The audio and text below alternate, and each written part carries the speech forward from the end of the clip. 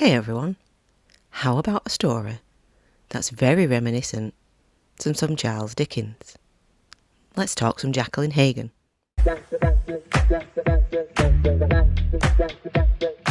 In the Wickwire Watch by Jacquelyn Hagen, this narration-driven gothic-type steampunk fantasy will follow two characters, predominantly the character Inkwell Featherfield, or is he? The question often proposed in this Dickens-like tale, with hints of Robin Hobb, is Inkwell Featherfield Ink's real name? We also followed the character Spindler, the journalist for the local paper, hunting for his next big story. In the Gothic Victorian England vibe setting of Ariaris, we begin with Spindler hearing news of the death of a local salesman named Iophilus Bash, seller of the finest pens and pencils. However, his death is not as simple as it first may seem, which leads to Spindler's inquiring mind wanting to know more, having heard rumour of the involvement of the colonists. Spindler, by a chance meeting with Inkwell, hires him to delve deeper into Mr. Bash's home to look for evidence of foul play. Ink, as he's known to most people, a boy of around 12 to 15, is a likely lad, carrying a dignified air in his step, but he will have your wallet before you can say, "Down with the colonists." So the curious meeting of Mr. Spindler and Inkwell, the bizarre death of Mr. Bash, open up an enticing murder mystery in an evocative landscape.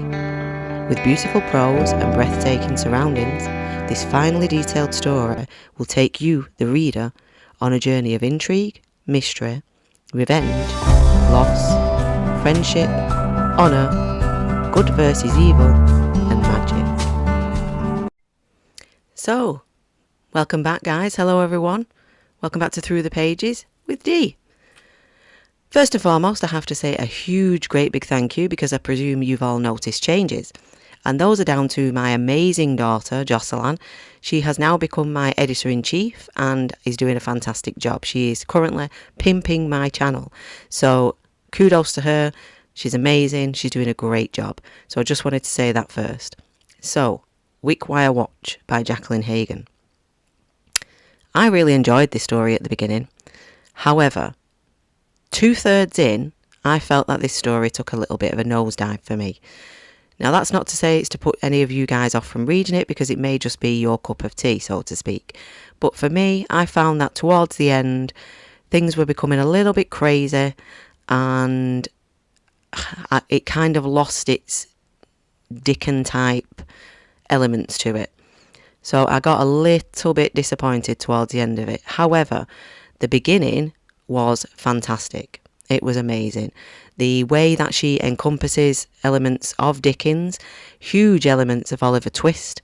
As I mentioned, there's a character called Inkwell Featherfield. He is very much reminiscent to me of the Artful Dodger. And then you've got a character called Bill Stone, who reminded me of Bill from Oliver Twist. Very, very Dickens orientated, very Dickens. But towards the end, when we go to Riverfall, and which is the basically floating rock village, as you will find as you will read it, and trying to keep away from too many spoilers, I found that it kind of lost something for me. But even though it lost something, it gained something else. And what it gained was camaraderie and friendships and bonds, and the theme of honour to your fellow man. And I enjoyed that. I enjoyed those elements of the how to survive as a team and make your circumstances work. So those parts, I have to say, I did enjoy. But I was so into the Dickens type theme that I kind of dropped off towards the end. That's not to say that this is a bad book, because it isn't. I am very looking forward to reading Spider Key. Obviously, this book leads you into Spider Key. It kind of explains what that is within this book. So you're not going into the next book blind. You have some knowledge of what Spider Key actually is. But, yeah, I mean, the characters are great. Fantastic characterisation from Jacquelyn Hagen. The prose is absolutely stunning. Very reminiscent to Robin Hobb in the way that the prose is done. But I just found that, for my personal tastes, it kind of lost something for me at the end. But like I say, that's not to say that it was a bad story. It wasn't. I did enjoy it. I enjoyed it more in the first, say, 70% of the book. The last 30%, it just came down a few steps for me. But, saying that, Jacquelyn Hagen is a fantastic writer. Her characterisation is amazing. The kind of gothic steampunk elements within this story are beautiful. She does such a good job of creating an atmosphere, and her descriptive talent, you can just visualise it. I'm a very visual reader. It's like a movie in my head when I read a book, and if the author's doing a good job, then I will very much be able to see that, and it will play out as a movie in my head. And the first 2/3 of this book absolutely played out as a movie. I could see the characters, I could hear the voices. I even at one point tried to mock or copy or do a version of Inkwell and his voice and how he'd sound, because she's the only person, like real life person, who I have to speak to about books. So I bore her to death quite often with sitting there reading a book and then going, "Jos, can I just talk to you about this part?" And she very patiently sits and listens, even though she has absolutely no idea what's going on. But I think at the end, when we get to the end, my explanations, she has some knowledge and she is actually following along with the story, which is great. So yeah, overall, I did enjoy it. I enjoyed, like I said, the first probably 70% more than the last 30. But that's not to say that this isn't a beautifully written book. It is.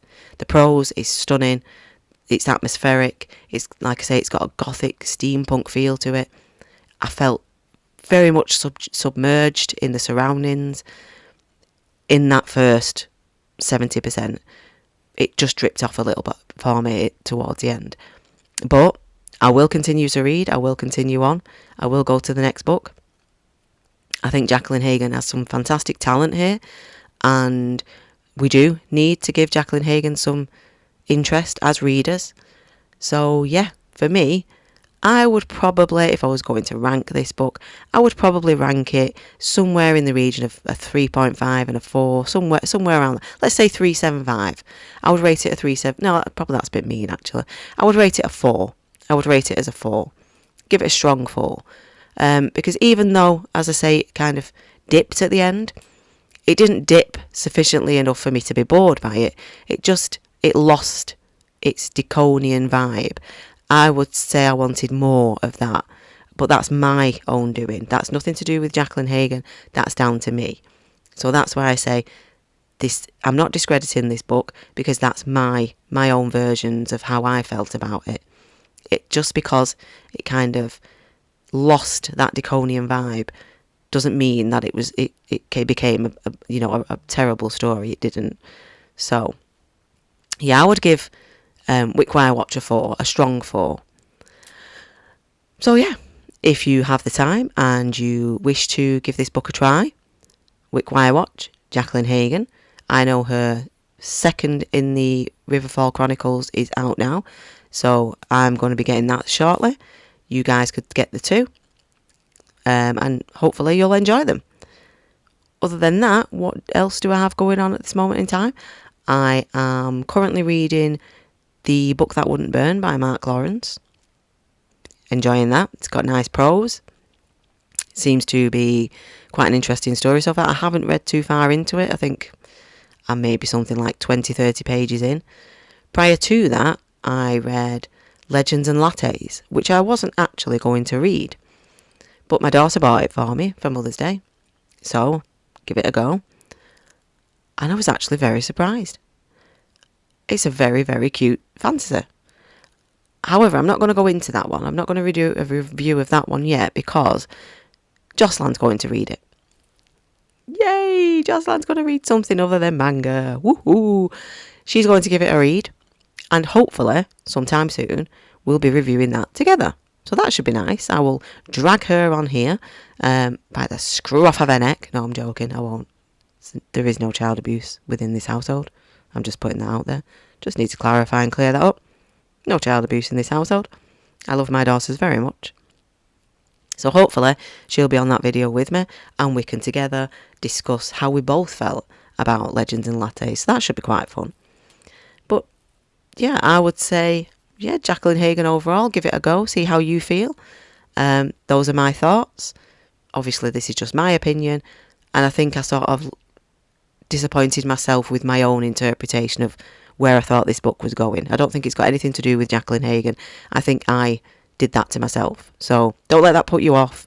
It is a very good story, as I said. It's very beautifully written. The prose is fantastic. The surroundings are amazing. It's definitely got that, like I say, gothic, steampunk, kind of Victorian England feel about it. And then we go into something much more sort of like a beautiful surroundings where it's very magical, very fantasy. So yeah, give it a go. So other than that, it's Monday. Have yourselves a great day. And as usual, I've been Dee, and I will see you guys through the pages.